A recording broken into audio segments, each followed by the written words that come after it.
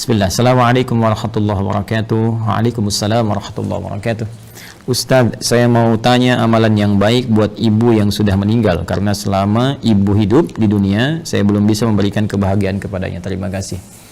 Waalaikumsalam warahmatullahi wabarakatuh. Pertama izinkan saya turut berdoa mohon pada Allah Subhanahu wa taala semoga ibunda saudaraku akun Faisal Said diberikan rahmat oleh Allah Subhanahu wa taala, dilapangkan di alam kuburnya, diberikan cahaya oleh Allah Subhanahu wa taala, diterima amal-amal saleh beliau, dijadikan alam kuburnya bagian dari taman-taman surga yang dibentangkan oleh Allah, dan semoga kita semua dikumpulkan dalam kebaikan bersama beliau dan juga bersama Rasulullah sallallahu alaihi wasallam pada waktu yang telah Allah janjikan. Selanjutnya, baik terkait dengan pertanyaan ini, saya juga berbahagia bahwa Masya Allah ada pertanyaan dari Anda seperti ini menunjukkan satu bagian yang tidak mudah didapati sebagai rasa cinta dari anak kepada orang tua, karena tidak semua anak bisa memiliki perasaan semacam ini. Maka berbahagialah ketika tumbuh nilai-nilai itu, kecintaan kepada ibunda yang memang sangat dimuliakan dalam Al-Quran. Ya, seorang ibu Masya Allah berapa kali mendapatkan keutamaan dalam Al-Quran, ya, seperti di Quran surah ke-31 misalnya di ayat ke-14, Quran surah ke-46 di ayat ke-15, bagaimana Allah melukiskan perjuangan seorang ibu sampai kita harus berbakti maksimal kepadanya, kan, sampai nanti puncaknya di Quran surah ke-17 ayat 23 ketika Allah menetapkan kita harus berbakti kepada Allah, setelah itu meletakkan bakti kepada kedua orang tua setelah pengabdian kita dan penghambaan kita kepada Allah Subhanahu wa taala. Dan diutamakan lagi ibu disebutkan 3 kali dalam hadis Nabi sallallahu alaihi wasallam ketika ada seorang sahabat bertanya, man abar, kepada siapa saya mesti berbuat baik? Maka Nabi menjawab, ummak, kepada ibumu. Qala thumma man, kemudian kepada siapa? Qala ummak, kepada ibumu. Qala thumma man, kemudian kepada siapa? Qala ummak, ibumu.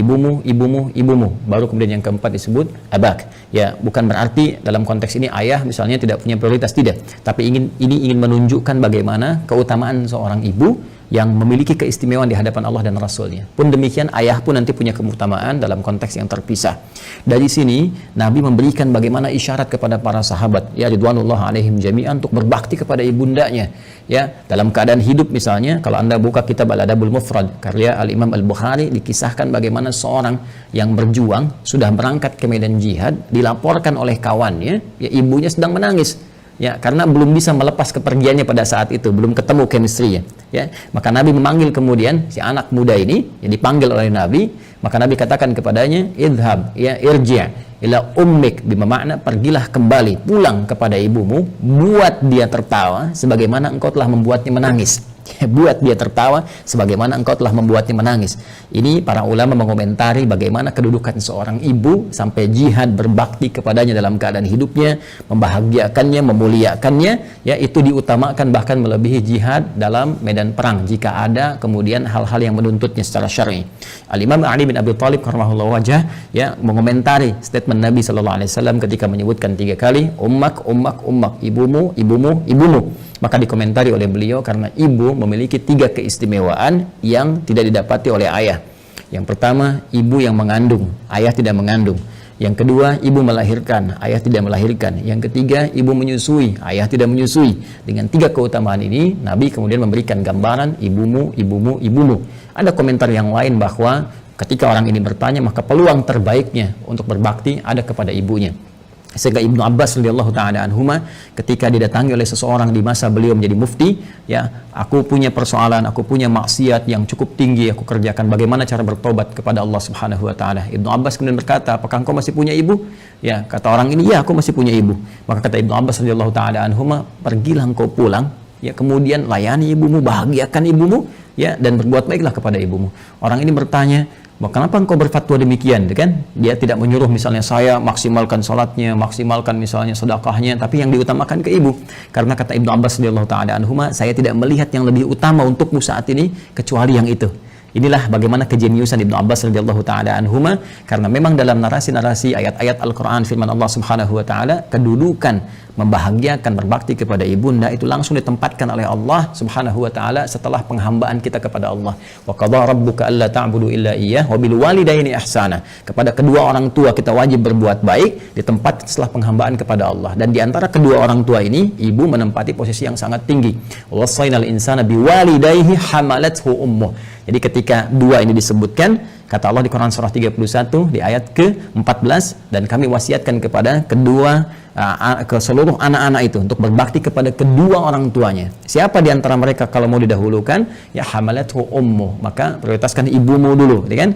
Ayah juga kita hormati, ya kita istimewakan, tapi ibu di sini dalam konteks kita ada pertanyaan, ibu mendapatkan kedudukan yang sangat luar biasa. Demikian di Quran surah ke-46 ayat 15. Nah, ini yang paling menarik dalam konteks kehidupan. Allah, Rasulullah SAW meminta kita memaksimalkan, orang banyak berbuat baik, tapi tidak sedikit orang-orang yang bisa memaksimalkan itu setelah ibunya wafat. Dan Anda termasuk yang dianugerahi oleh Allah Subhanahu wa taala kemampuan, keinginan dan azam untuk berbuat baik ibu walaupun telah wafat. Maka berbahagialah. Di antara caranya ada yang Nabi SAW sampaikan, bahkan disebutkan dalam hadis riwayat Muslim sampai dengan 9 lafaz. Saya sebutkan hadisnya, qala Rasulullah sallallahu alaihi wasallam, idza matal insanu atau idza matal abdu. Ya, kata Nabi SAW, jika seorang manusia yang biasa beraktivitas. Jadi insan itu, kata insan disebutkan 65 kali dalam Al-Quran, menunjuk pada term manusia dengan totalitas aktivitasnya. Jadi kalau terkait dengan nafsunya, tampilan fisikalnya disebut dengan bashar, 35 kali disebutkan dalam Al-Quran. Jika terkait dengan sifat-sifat lembutnya, harmoninya, yang berbeda dengan jin ya, dari penampakan dan ghaibnya, itu disebut dengan al-ins. 18 kali ins dan jin dipasangkan dalam Al-Quran. Kemudian ada lagi menyebut sifat sosialnya an-nas, setidaknya 241 kali kurang lebih disebutkan dalam Al-Quran. Jika menyebut asal genetiknya disebut dengan Bani Adam, disebutkan 7 kali dalam Al-Quran.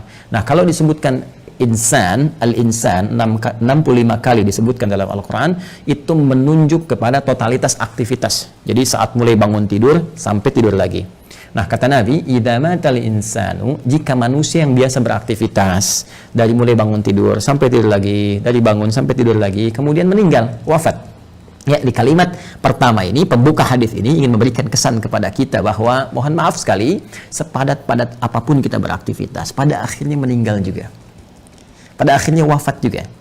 Karena itu pembuka hadis ini memberikan satu pengingat yang sangat penting kepada kita. Jangan lupa, awas, jangan lalai bahwa satu saat kita akan pulang kepada Allah.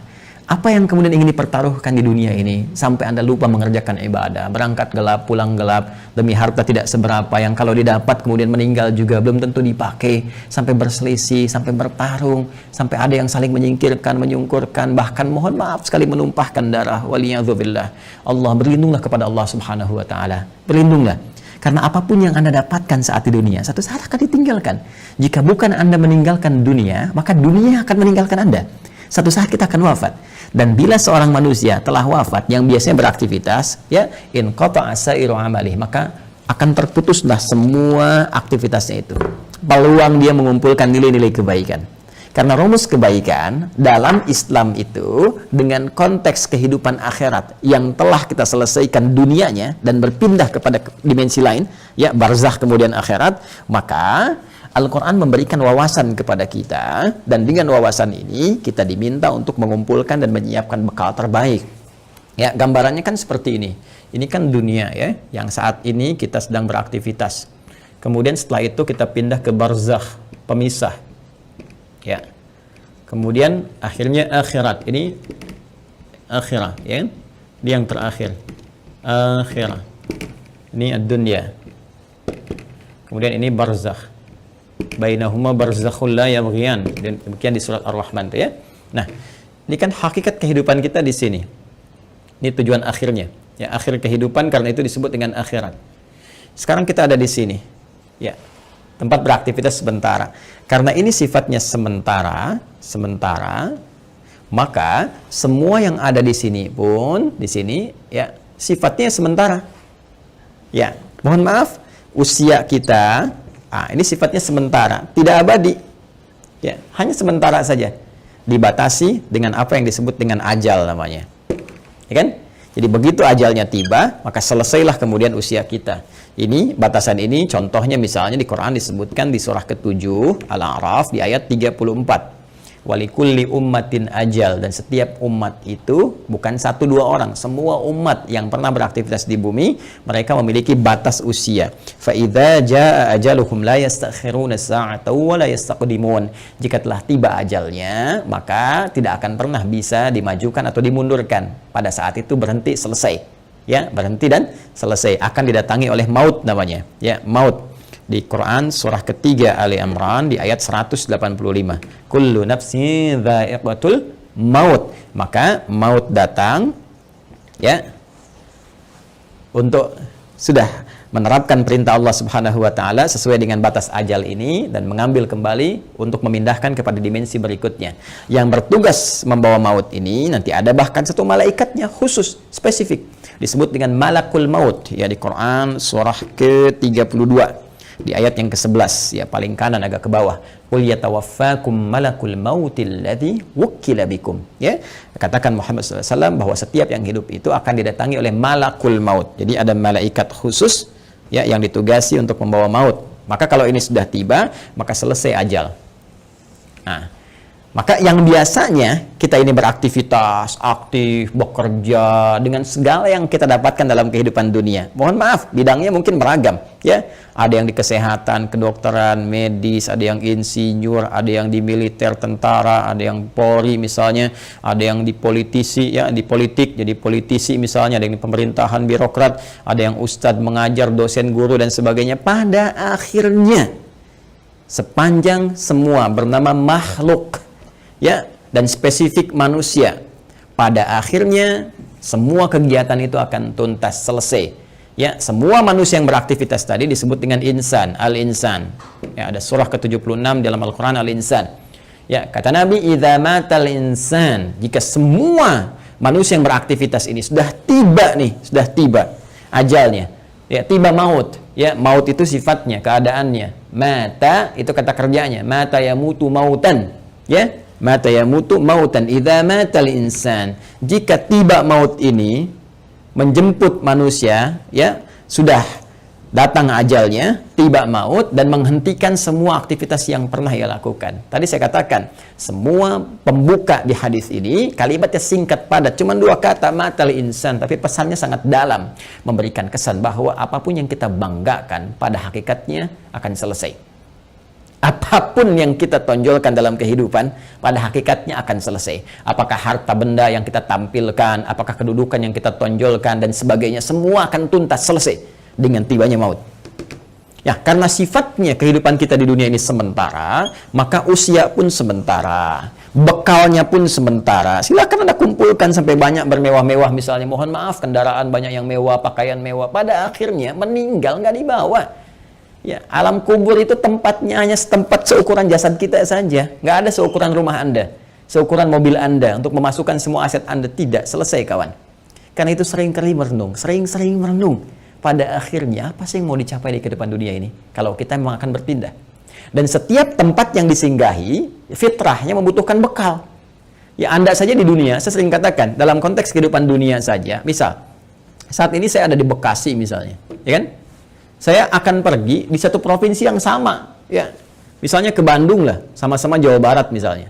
Atau ke tetangga ke Jakarta misalnya. Ya. Ini kita ke Jakarta saja yang jaraknya tidak terlampau jauh, mesti punya bekal. Ke Bandung mesti punya bekal. Apatah kalau saya ingin ke Sumatera, kalau saya ingin ke Papua, atau saya ingin keluar Indonesia misalnya, pasti harus punya bekal. Mustahil berpindah tempat, ruang, dan waktu tanpa bekal memadai yang kita bawa. Itu mustahil. Ya, nah kalau dalam konteks keduniaan saja mesti punya bekal, maka bagaimana dengan dimensi yang berbeda? Dunianya kita tinggalkan. Ini kan kalau dari sini masih ke Malaysia, masih dunia, ya kan? Ke Amerika masih dunia. Ini sekarang kita meninggalkan dunia. Bahkan pengumuman disampaikan telah meninggal dunia. Artinya meninggalkan dunia, maka mutlak mesti punya bekal. Dan di dalam konteks keduniaan saja, bekalnya bisa beda. Saya pergi ke Arab, di Arab mungkin kulturnya beda, makanan pokoknya tidak sama, maka bekal yang dibawa pun akan menyesuaikan dengan itu. Sekarang kalau dalam konteks kehidupan dunia saja, bekal di satu tempat bisa berbeda, maka apalagi dengan dimensi yang berbeda. Mesti ada bekal untuk hadir ke sini. Ya. Di saat kita bawa ke sini, semua bekal dunia tanggal, yang dunia ini hilang. Ya, karena beda tempat. Sekali lagi, apa yang kita bawa di sini, kita bawa rupiah dari sini. Apakah akan laku dibawa di Amerika? Ya, laku misalnya dibawa di Kanada, laku dibawa di Jerman dan sebagainya. Belum tentu. Belum tentu, kita harus tukar dulu gitu kan? Atau barangkali belum berlaku misalnya dan seterusnya. Boleh jadi. Nah, sekarang kita akan pindah tempat, dimensi berbeda. Apa yang harus kita bawa? Apa yang harus kita siapkan di dunia ini? Ya, sehingga kita bisa bawa saat berpindah ke alam barzakh ini sebagai persiapan menuju akhirat. Ya. Maka tiada lain, rumusnya lanjutkan hadisnya. In qata'a sa'iru amalih, maka terputus semua peluang amalnya. Ya, pertama amal. Nah, amal. Amal itu masih umum. Amalan itu masih umum. Semua perbuatan manusia yang akan dipertanggungjawabkan di hadapan Allah disebut dengan amal namanya. Ya, faman ya'mal mithqala dzarratin khairan yarah wa man ya'mal mithqala dzarratin syarran yarah. Ya, jadi semua perbuatan kita dari bangun tidur sampai dengan tidur lagi itu disebut dengan amal. Nah, ini kalau sudah meninggal, mata, datang maut, ya, terputus semua amal, aktivitas selesai. Ya. Nah, cuma diberikan kemudian gambaran kepada kita. Ada amal ini yang saat dikerjakan itu dicatatkan punya nilai. Yang nilai ini menjadi bekal yang akan dibawa ke dimensi selanjutnya, ke ruang selanjutnya setelah kita wafat. Singkatnya dibawa ke alam barzakh, bahkan sebagai bekal menuju akhirat. Dan ini bisa kita siapkan saat di dunia. Ya, apa nama amalnya? Ini yang disebut dengan amal saleh. Ya, jamaknya disebut dengan salihat. Amal saleh, jamaknya apa? Salihat. Ya, jadi amal ini ada yang netral, umum, ya kan? Nah, ini amal yang saat dikerjakan punya nilai untuk dibawa pulang menghadap Allah dan dibawa bekalnya ke tempat dimensi berbeda di barzakh sampai dengan ke akhirat disebut dengan saleh. Jamaknya disebut apa? Salihat. Ya. Singkatnya, setiap perbuatan yang dinilai sebagai ibadah oleh syariat. Ya, jadi setiap perbuatan kalau kita kerjakan diniatkan sebagai ibadah, maka itu namanya amal saleh. Jelas ya? Baik, jamaknya disebut dengan apa? Salihat. Ya, muncul Quran surah ke-103 misalnya Allah firmankan, ya, di surat Al-Asr, wal 'asr innal insana lafi khusr illa alladzina amanu wa 'amilus shalihat. Nih, ya, wal 'asr, demi waktu, momentum, ya, yang Allah berikan kepada setiap manusia untuk beraktivitas. Nih, dikasih kesempatan dari pagi kan, bahkan dari bangun tidur sampai tidur lagi silakan beraktivitas. Tapi kalau aktivitasnya cuma mengejar dunia saja, kata Al-Quran berpotensi rugi. Karena saat dia meninggalkan dunia, fakir, dia nggak punya bekal. Ya, ada di antara mereka yang cerdas. Mereka beraktivitas, mengerjakan dunia. Bahkan kaya dalam kehidupan dunianya. Kaya, mobil punya, kendaraan cukup baik, di rumah baik juga, Masya Allah. Tapi yang paling menarik, mereka juga punya persiapan-persiapan akhiratnya. Apa itu? Illalladzina amanu wa amilus shalihat. Ya, kecuali orang-orang yang cerdas, mereka beriman, yakin di antara keimanan mereka selain iman kepada Allah, iman kepada Rasulullah, mereka pun yakin iman tanpa ragu ada kehidupan setelah wafat. Ya, makanya rukun iman kan ada 6. Ya, rukun iman yang kelima kan apa? Iman pada hari akhir. Hari akhir itu implementasinya yakin kita akan meninggal, yakin akan dihisab. Karena kita yakin kita punya iman, kita siapkan. Itu cara memahaminya. Karena itu orang cerdas menyiapkan setelah wafatnya ada kehidupan. Anda yakin nggak? Kalau Anda nggak beriman, nggak usah komen. Tapi kalau Anda yakin Anda beriman, Anda siapkan. Keyakinan kita memberikan dorongan kepada kita untuk menyiapkan bekal setelah kita wafat. Apa yang mau kita siapkan? Allah saking rahmannya memberikan bocoran kepada kita, bimbingan kepada kita. Nih, siapkan bekal ini. Ini bekal yang cuma satu-satunya dibawa saat kita wafat. Apa itu? Wa amilus shalihat. Ini dia. Amal-amal saleh. Maka jadikan setiap bekal kegiatan kita itu menjadi amal saleh. Caranya bagaimana? Niatkan karena Allah Subhanahu wa taala. Ya, niatkan karena Allah lillah, bekerja karena Allah, merawat anak karena Allah, di rumah tangga karena Allah. Bahkan nanti implementasinya Nabi SAW memberikan panduan dengan doa langsung. Makanya saya sering katakan dalam Islam semua aktivitas itu punya doanya. Bangun tidur ada doanya, sampai mau tidur lagi ada doanya. Semua aktivitas kita. Tatkala kita pun belum memahami, sertakan kalimat Bismillahirrahmanirrahim. Kullu amrin dzibalin la yubda'u fihi Bismillahirrahmanirrahim fahuwa abtar au a'ta'. Setiap perbuatan baik yang tidak disertakan Bismillahirrahmanirrahim karena Allah, Bismillah, saya kerjakan ini karena Allah. Ya, kalau Anda tidak sertakan itu, tidak niatkan karena Allah, fahuwa abtar au aqta, maka terputuslah peluang bekal akhiratnya. Kalau Anda kerjakan, misal saya mau nulis nih Bismillahirrahmanirrahim atau singkat Bismillah misalnya kan, saya niatkan karena Allah supaya tulisan ini punya manfaat, supaya tulisan ini punya nilai di hadapan Allah. Maka begitu saya tuliskan misal ya, ini saya tuliskan bekal dunia amal saleh misalnya. Saya tuliskan karena Allah, lillah, supaya kita bisa pahami ini semua. Maka pekerjaan amal saleh ini, amilus salihat, ketika kita niatkan karena Allah, diberikan nilai oleh Allah. Nilai itulah yang disebut dengan hasanah namanya. Hasanah. Hasanah. Ini dia. Hasanah. Nah, berapa nilainya? Berapa poinnya? Disampaikan dalam Quran surah ke-6 Al-An'am di ayat 160. Man jaa'a bil hasanati falahu asyru amthaliha.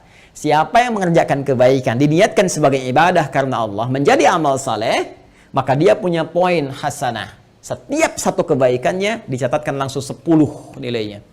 Ini nilai terendahnya, 10. Ya, 10. 10 itu hitungannya bukan 1, 2, 3, 4, tidak. Dalam pandangan Allah berbeda cara menghitungnya. Di hadis Muslim datang ke masjid saja, dia kan baru datang untuk niat ibadah dapat 25. Satu kedua 500 tahun, dua ketiga 500 tahun, demikian seterusnya.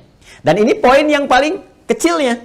Nanti ada kalau infak bisa berapa, gitu kan? Nanti ada kalau baca Al-Quran bisa berapa, lebih banyak, lebih banyak, lebih banyak lagi. Nah, itu yang disebut dengan hasanah. Karena itu sering kita berdoa di Quran surah kedua Al-Baqarah di ayat ke-201. Wa minhum may yaqulu rabbana atina fid dunya hasanah wa fil akhirati hasanah wa qina adzabannar. Dan di antara mereka banyak yang berdoa kepada Allah, ya Allah, mohon bimbing kami untuk mengerjakan semua kegiatan dunia punya nilai akhiratnya hasanah. Dan di akhirat bisa dilihat hasanah itu ya Allah, sehingga mengantarkan kami pada rahmat-Mu dan memasukkan dengan rahmat itu ke dalam surga-Mu, ya, berjumpa dengan Rasulullah sallallahu alaihi wasallam. Amin, kan? Nah, kalau seorang meninggal terputus semua peluang ini. Ya, jadi nggak bisa ngerjakan hasanah lagi. Tapi ada rahasia. Kata Nabi, ada 3 amalan yang kalau dikerjakan, Masya Allah, ini yang sudah meninggal nggak bisa ngerjakan lagi, tapi hasanahnya tetap mengalir, pahalanya tetap mengalir, ngalir. Dan di antara yang 3 itu Nabi menyebutkan, perhatikan kalimatnya, idza matal insanu aw idza matal abdu in qata'a sa'iru amali illa min thalath, ya, atau illa min thalathatin. 1, shadaqatin jariyah. Shadaqah jariyah. Ya. Nah, ini kalau kita gali lagi, ini lebih panjang lagi nih. Ya, mohon bersabar ya teman-teman sekalian. Ya, sedekah itu adalah setiap kebaikan yang mampu kita kerjakan. Kullu ma'rufin sedekah. Semua jenis kebaikan yang mampu kita kerjakan. Nah, sedekah dibagi pada 2 bagian. Bagian yang pertama yang tidak mengalirkan pahala abadi untuk kita. Maksudnya kalau kita wafat selesai. Yang kedua, kalaupun kita wafat, pahalanya tetap mengalir. Seperti apa yang dimaksudkan 2 keterangan ini dan bagaimana saudara kita ya Faisal, semoga Allah rahmati beliau dan ibundanya serta keluarga besarnya bisa memaksimalkan ini untuk memberikan yang terbaik pada ibundanya. Nanti kita lihat setelah menunaikan salat Isya berjamaah. Mohon izin kembali kita lanjutkan bahasan kita, bahwa pertama dari akun Faisal Said tadi menanyakan sebelum Isya, beliau berkenan menginginkan adanya satu amalan yang bisa dipersembahkan untuk ibundanya yang telah wafat dan ingin membahagiakan beliau dalam keadaan saat ini. Bagaimana, apakah ada bimbingan dalam Al-Quran ataupun hadis-hadis Nabi Sallallahu Alaihi Wasallam? Tadi telah kita buka, telah kita sampaikan dengan begitu mendetil bahwa Al-Quran memberikan peluang terbaik bagi seorang anak ataupun anak-anak yang ingin berbakti kepada kedua orang tua, khususnya ibundanya tercinta. Baik itu saat masih ada bersama beliau ataupun juga telah meninggalkan bagian dari keluarganya. Di antara amalan-amalan itu, Nabi SAW memberikan gambaran kepada kita dalam salah satu sabdanya, dan bahkan disebutkan tadi saya katakan hampir 9 lafaz dalam Imam Muslim. Ya, Nabi SAW menyampaikan, qala Rasulullah SAW, idza matal insanu, jika manusia yang telah beraktivitas itu dari mulai bangun tidur sampai dengan tidur lagi, kedatangan maut, ya, tiba kemudian ajalnya, in qata'a sa'iru amalih, maka dengan wafatnya itu, dengan datangnya maut itu, terputuslah kemudian seluruh peluang aktivitas-aktivitas yang telah ia kerjakan, yang sebelumnya telah ia tenun. Sudah tidak ada lagi kesempatan. Maka karena tidak ada kesempatan beraktivitas lagi, di antara peluang untuk mencari bekal untuk pindah ke alam barzakh sebagai persiapan menuju akhirat pun terputus sudah. Ya, karena amal itu telah kita tadi uraikan dibagi pada 2 bagian. Ya, ada yang tadi objektif umumnya, kemudian dibagi 2, ada yang disebut dengan amal saleh, yaitu amal-amal kebaikan yang dinilai sebagai ibadah jika dilakukan karena Allah Subhanahu wa taala. Dan dia punya poin yang disebut dengan hasanah itu. Bila ada satu perbuatan menjadi hasanah, maka dia punya 10 poinnya. Ya, Quran surah ke-6 Al-An'am ayat 160 seperti telah kami tuliskan sebelumnya, man jaa'a bil hasanati falahu asyru amsalihha. Ya, maka siapapun yang mampu menenun kebaikan menjadi hasanah, punya nilai ibadah, maka dia punya poin 10. Ya, 10 tadi kami sampaikan saat sebelum Isya, bahwa jangan dihitung 1, 2, 3, 4, 5 karena Allah punya hitungan tersendiri yang nilainya jauh dari apa yang kita gambarkan. Nah, teman-teman sekalian, itu batas minimalnya. Ya, apalagi nanti kalau kita kemudian tenun dengan amal-amal lain yang punya nilai yang lebih banyak lagi, seperti infak, bacaan Al-Quran dan sebagainya. Ada lagi amal yang kedua, nanti amal sayyi, ya, jamaknya sayyiat, sayyiat. Nah, ini amal-amal yang didesain bersumber dari nafsu atas bisikan-bisikan setan. Ya, paradoks dengan amal soleh tadi. Makanya sering saya katakan ada amal soleh, ada amal salah. Yang baiknya amal saleh, yang jeleknya amal salah. Amal salah ini sepanjang kita hidup mesti kita koreksi, kita benarkan, ya, lewat jalur yang disebut dengan taubat. Ya, supaya dengan jalur taubat ini dihapus nanti yang jelek-jeleknya sebelum kita wafat, ya dihapuskan catatannya, diperbaiki kemudian oleh amal-amal kita atas petunjuk dan izin Allah Subhanahu wa taala. Kita tutup itu dan isi dengan hal-hal yang baik sehingga di ujungnya, di ujung kematian kita menjadi baik. Itu yang disebut dengan husnul khatimah. Khatimah itu penutup, husnul itu baik, ya, penutup yang terbaik. Maka ketika kita sudah tutup dengan taubat, berkenan Allah menghapuskan amal-amal jelek ini sehingga yang terbawa yang baik-baiknya saja saat menghadap kepada Allah Subhanahu wa taala. Kalau ini tidak terjadi, nanti di hadis Muslim riwayat sahabat Abu Hurairah radhiyallahu taala anhu akan disebutkan oleh Nabi sallallahu alaihi wasallam, maka setiap amal yang soleh akan menutup yang salahnya. Ya, misal nanti yang ini salat, yang ini misalnya senang bikin hoax, maka yang salatnya akan menutup perbuatan hoaxnya. Yang ini misalnya puasa, yang ini senang berselisih, maka yang puasa akan menutup selisihnya. Demikian seterusnya sampai ditimbang nanti. Bahkan ada orang yang bangkrut disebut dengan muflis, ya, disebut dengan muflis. Jadi begitu habis amal salehnya, masih ada amal salahnya, maka bangkrut dia karena nggak punya lagi penutup. Ya, habis modalnya ini, tersisa keburukannya, maka diambillah kejelekan orang-orang dizalimi, ditimpakan kepadanya, dilemparkan ke neraka. Itu yang disebut dengan muflis. Walniyadzubillah, kita berlindung kepada Allah Subhanahu wa taala dari perbuatan tadi. Nah, sekarang ada orang yang telah wafat, nggak bisa mengerjakan amalan lagi, tapi apakah dia berpeluang masih mendapatkan baik balasan-balasan pahala? Ya, transfer pahala kebaikan. Karena kalau sudah di alam barzah, kita nggak bisa kirim makanan, kita nggak bisa misalnya kirim perhiasan, kita nggak bisa kirim kebutuhan dunia, karena dimensinya beda, ruangnya sudah lain, alamnya sudah berbeda. Yang harus kita kirimkan kepada mereka adalah bekal real yang mereka butuhkan. Nah, kata Nabi, ada 3 peluang yang mungkin didapatkan oleh mereka yang telah wafat, ya, walaupun mereka telah meninggal dunia dan tidak beramal lagi. Yang pertama tadi telah kita singgung, sedekah jariyah. Ya, sedekatin jariyah, yaitu amal-amal kebaikan yang pahalanya tetap mengalir. Ya, saya ulang, amal-amal kebaikan yang pahalanya tetap mengalir. Jadi, pertama, teman-teman, sedekah ini adalah gambaran dari semua perbuatan-perbuatan baik. Ya, dalam fikih disebut dengan kullu ma'rufin sedekah. Semua perbuatan baik yang mampu dikerjakan itu disebut dengan sedekah. Karena itu zakat dalam Al-Qur'an disebut juga dengan sedekah. Ya, khudz min amwalihim sedekah. Ambil dari zakat yang telah masuk, ya, nisabnya, haulnya, ambil itu, ya, sebagai bagian dari perbuatan baik. Sedekah yang membuktikan kebenaran iman. Jadi sedekah itu bisa diartikan pembuktian kebenaran, sesuatu yang baik, sesuatu yang jujur, dan nilai-nilai kemuliaan. Itu diantara makna sedekah.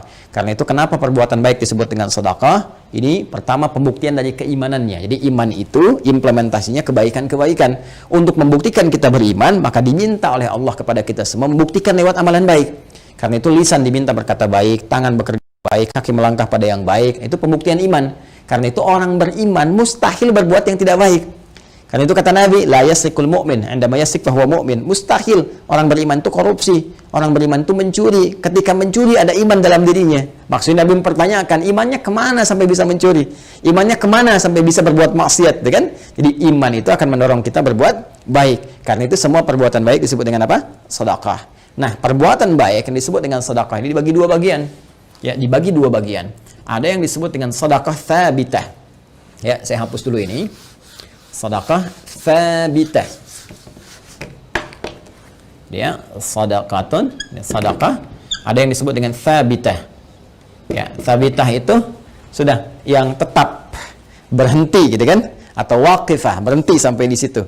Ya, berhenti saja sampai di kehidupan dunianya. Maksudnya apa? Saat dia beramal di dunia, saat hidup dituliskan pahalanya. Tapi ketika wafat selesai, waqifah, tabitah, berhenti sampai di situ saja. Dalam konteks kehidupan dunia saja. Saat dia beramal. Jadi saat dia hidup di dunia, kemudian misalnya dia salat nih. Ya, si A misalnya salat. Kemudian dia ketika menunaikan salat kan dituliskan pahalanya. Ya, ketika ikhlas tunaikan tuliskan pahala. Misal dapat pahala sekian kan. Nah, ketika dia meninggal dunia, wafat ini sudah karena nggak bisa salat lagi, nggak ada lagi catatan amal pahala mengalir. Ya, sudah selesai sampai di situ. Selesai, terhisab sampai di situ. Karena selesai, tetap di situ disebut dengan thabit atau waqifah, berhenti sampai di situ. Ya. Nah, ada yang menarik nih. Orangnya sudah meninggal, sudah nggak di dunia lagi. Ya, sudah berpindah ke dimensi lain, dia pindah ke barzakh, alam pemisah, ya, disebut dengan alam kubur. Terpisah dia dengan dunia tapi belum sampai ke akhirat. Ya, alam pemisah antara dunia dengan akhirat disebut dengan barzakh, ya. Baik, ketika berpindah kepada barzakh ini nggak ada peluang amal lagi, tapi yang menarik, walaupun dia nggak mengerjakan amalannya, pahalanya tetap mengalir. Nah, mengalir dalam bahasa Arab disebut dengan jara yajri, jarian wa jariyatan, ya. Maka karena ini sifatnya ada muannats-nya disebut dengan jariyah. Jariyah. Ya. Baik. Ini apa namanya? Sifat dan mausuf ya, disifati sedekah, ya sedekah, perbuatan-perbuatan baik jariyah yang pahalanya terus ngalir. Ngalir sampai kehidupan berakhir. Ya, sampai hari perhitungan tiba, kiamat terjadi, ya, perhitungan pahala, baru kemudian di situ hitungan dikumpulkan keseluruhan disebut dengan hisab. Ya, disebut dengan apa? Hisab. Jadi sepanjang kiamatnya belum terjadi, kemudian belum terputus kehidupan dunia keseluruhannya, maka terus saja ngalir di pahalanya, ngalir, kumpul, masya Allah, walaupun orangnya telah meninggal dunia. Nah, ini sedekah jariyah ini punya dua sumber. Ya. Untuk mempercepat, punya dua sumber. Sumber pertama adalah kebiasaan amal soleh yang dikerjakan oleh orang yang meninggal tadi sebelum dia wafat. Jadi sebelum dia wafat, dia punya kebiasaan beramal. Ya, yang amalan ini setelah dia wafat pun masih ada tuh. Ya, merambat peluang amalannya sehingga pahalanya terus mengalir kepada yang bersangkutan. Apa di antara contohnya misalnya? Contoh misalnya yang bersangkutan sebelum meninggal dunia pernah misalnya menyumbang untuk kepentingan di masjid. Masya Allah misalnya sedang ada perbaikan masjid, kan? Lalu disumbangkanlah untuk bikin keran wudhu misalnya. Masya Allah, walaupun orang yang meninggal, keran wudhunya masih ada, dipakai orang. Setiap dipakai, mengalir, pahala terus mengalir. Sepanjang itu ada. Karpet masjid misalnya kan disumbangkan, dipakai terus, walaupun orang yang meninggal, tetap pahalanya mengalir. Ngalir. Masya Allah. Pesantren, pembangunan, tadi ada beberapa informasi yang saya sampaikan terkait update, nanti di akhir saya tegaskan kembali, ya. Masya Allah misalnya, bikin pesantren untuk ahli Al-Quran, bahkan misalnya ada mushafnya, ya, kan kita buka juga tuh, wakaf untuk mushafnya, untuk perangkat hafalan, itu Masya Allah, setiap yang menghafal dapat pahalanya. Makanya saya sering katakan, kalau beramal, kita mesti cerdas, dengan modal sekecil-kecilnya, dapat keuntungan sebanyak-banyaknya. Ya, contoh misalnya, kita punya uang 50.000 nih, kita bisa punya banyak pilihan untuk beramal saleh. Tapi kalau kita bisa gunakan 50.000 misalnya untuk sedekah jariyah, saya punya pos uang misalnya 50.000 nih. Saya pengen jadi pahala di hadapan Allah. Mana yang akan saya gunakan? Maka Anda bisa melihat dengan bijak. Anda mau pilih mana yang thabit atau waqifah, berhenti sampai di situ. Misal Anda berikan makanan, kasih misalnya orang butuh untuk makan supaya energi dia ada. Dia makan tuh, dari energi itu dia pakai untuk sholat misalnya. Ya, dia akan gunakan untuk sholat seketika ketika energinya selesai pahala Anda. Ya, Anda gunakan beli mushaf, misal dapat 2, Anda berikan ke penghafal Quran.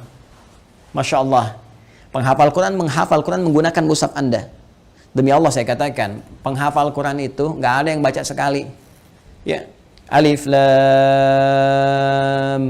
mim, dzalikal kitabu, bukan menghafal. La raiba fi, dzalikal kitabu la raiba fi, hudal lil muttaqin, dzalikal kitabu la raiba fi, hudal lil muttaqin. Saya mau tanya pada Anda, berapa kali dia mengulang? Berapa kali dia mengulang-ulang? Dan yang paling dahsyatnya, bukankah bacaan Al-Quran itu dinilai berdasarkan hurufnya? Bukan ayatnya. Bukan jumlah ayatnya, tapi jumlah hurufnya. Man qara'a harfan min kitabillahi falahu 10 hasanat. Siapa yang membaca satu huruf saja dari kitab Allah, dia mendapatkan setiap hurufnya 10 kebaikan. Dan berapa banyak pengulangan disebutkan oleh penghafal Al-Quran. Jadi dengan modal 50.000 itu berapa banyak pahala dapatkan. Nah, kadar Allah, si A ini misalnya dapat 2 orang nih, si A dengan si B sudah hafal dia dua-duanya. Dipakai jadi imam, Masya Allah, ngajarkan lagi, ini merambat lagi. Mushafnya masih ada, diwariskan lagi pada orang lain. Allahu Akbar, lahir dari sini misalnya 10 santri, sini 10 santri, ini punya murid lagi, modal cuma 50.000, berapa yang didapatkan? Maka dari itu cerdas-cerdas saat hidup mencari apa yang kira-kira bisa mendapatkan jariah di sini. Ya, tidak harus dengan harta, bisa dengan tenaga. Makanya kalau ada misalnya ya kegiatan di masjid, ikut di situ kan, dengan tenaga kita atau dengan sebatas yang kita mampu dan sebagainya ya, apa yang bisa kita lakukan. Ini jariah. Nah, ada lagi kondisi orangnya misalnya sudah tidak ada. Ya, ini bisa dikerjakan oleh siapa? Oleh anak misalnya. Ya, anak. Apa yang dilakukan oleh anak? Seperti tadi. Ya, misalnya dia membelikan mushaf, dikirimkan misalnya kepada siapa? Ya, kepada para penghafal Quran. Niatkan itu untuk misalnya diarahkan kepentingan ibundanya. Tadi seperti yang tadi disampaikan. Ya Allah, saya berniat dengan wakaf mushaf ini atas nama ibunda saya. Itu boleh dilakukan. Sah dikerjakan. Boleh-boleh saja. Silakan. Ya, Anda punya berapa? 50.000, 100.000, niatkan. Ya Allah, saya mau bantu untuk pesantren, saya niatkan untuk ibu saya. Sah. Boleh, kirimkan itu. Ya, kirimkan. Sampaikan. Boleh dengan itu semua Anda lakukan. Dan Masya Allah ketika itu dikerjakan, ada sesuatu yang akan terjadi, sesuatu yang berbeda. Ya, tapi juga ingat, tetap kita jaga dalam koridor amalan, amal solehnya. Nggak usah misalnya ditambahin apapun. Kalau saya sih sarankan, kalau Anda misalnya mau mushaf, sudah cukupkan dengan niat saja. Ya, dengan niat dalam hati kita bahwa ini kita niatkan untuk kepentingan ibunda saya. Ya, ini Anda nggak harus cantumkan misalnya, ya taruh foto misalnya, atau taruh ini, taruh itu nggak diperlukan menurut saya. Ya, walaupun mungkin ada pandangan berbeda, kita hormati. Tapi bagi saya pribadi, cukupkanlah seperti itu apa adanya. Sehingga dengan orang-orang membaca pun akan tercukupkan bagi pahala apa itu mengalir dengan izin Allah Subhanahu wa Ta'ala. Ya. Allah Ta'ala alam bisawab. Ini bagian yang pertama, sedekah jariyah. Satu. Ya. Kemudian yang kedua, teman-teman sekalian, bisa dalam bentuk ya ilmin yuntafa'u bihi, ilmu yang bermanfaat. Ya, ini juga bisa dikerjakan dari orang yang hidup, misalnya pernah mengajar, gitu kan? Makanya saya sering katakan, mohon izin sekali, anak-anak itu kalau dia dari kecil tuh, orang tua mengajarkan. Ya, ajak misalnya sampingnya sholat, ajarkan. Al-Fatihahnya kalau bisa dari orang tuanya, ayah atau ibundanya. Karena akan dibawa terus sholat. Ya, dibawa sholat. Ketika bisa dari orang tuanya, dipakai terus sholat, itu mengalir tuh, setiap anak sholat dapat bagian pahala. Ilmin yuntafa'u bihi, ilmu yang bermanfaat. Ya, bukankah orang tua banyak mengajarkan kebaikan? Pakai. Ya, dan yang ketiga, teman-teman sekalian, nah ini waladin salihin yad'u lahu, anak saleh yang banyak mendoakan kedua orang tuanya. Maka kalau tadi misalnya akun Faisal, saudara kita ingin berbuat baik, di antara 3 pilihan ini yang pertama bisa dilakukan, kan? Yang kedua bisa dipraktikkan, yang ketiga jadilah Anda pribadi yang saleh. Ya, jangan banyak larut dalam kesedihan. Manfaatnya nggak ada gitu kan. Sedih itu naluriah, fitrah, alamiah, biasa saja. Itu terjadi pasti. Nabi pun sedih ketika ditinggal Sayyidah Khadijah misalnya.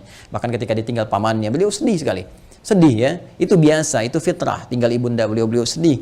Ya, namun apa yang harus dilakukan oleh kita? Kita alihkan kesedihan itu menjadi sebuah energi yang positif yang mengantarkan kebahagiaan pada orang yang telah meninggalkan kita. Maka caranya apa? Perbaiki pribadi kita menjadi saleh. Ya, jadi anak yang saleh, yang disukai oleh Allah Subhanahu wa Ta'ala. Mulai rubah tampilan kita, tunaikan salat dengan baik, rajin membaca Al-Quran, bekerja dengan baik, yang halal jauhi yang haram-haram. Ketika semua itu dikerjakan, Anda tinggal mengangkat tangan bermohon pada Allah Subhanahu wa Ta'ala. Ketika sifat saleh melekat pada seorang anak, maka doanya langsung mustajab. Waladin salehin yad'u lahu. Seorang anak yang saleh, yang ketika bermohon kepada Allah, langsung doanya diantarkan jadi cahaya ke kuburan ibundanya atau ayahandanya. Langsung jadi cahaya. Dan itu boleh jadi pilihan terbaik yang bisa Anda lakukan untuk mempersembahkan pada ibunda Anda. Ya, kalau perbedaan pandangan dari para ulama itu biasa-biasa saja. Ya, A memandang, B memandang, tidak ada masalah. Tapi ijtihad satu tidak bisa membatalkan ijtihad yang lainnya karena peluang ini terbuka. Ya, jadi kalau ada tadi yang membatasi misalnya sepanjang dia masih hidup, tapi juga ada yang kemudian yang membatasi, yang menafsirkan tidak boleh dari orang yang hidup pun memberikan kebaikan-kebaikan karena perkara umum. Sepanjang tidak ada takhsisnya, tidak ada kekhususan, maka maknanya tetap umum. Jelas ya? Wallahu ta'ala alam bissawab.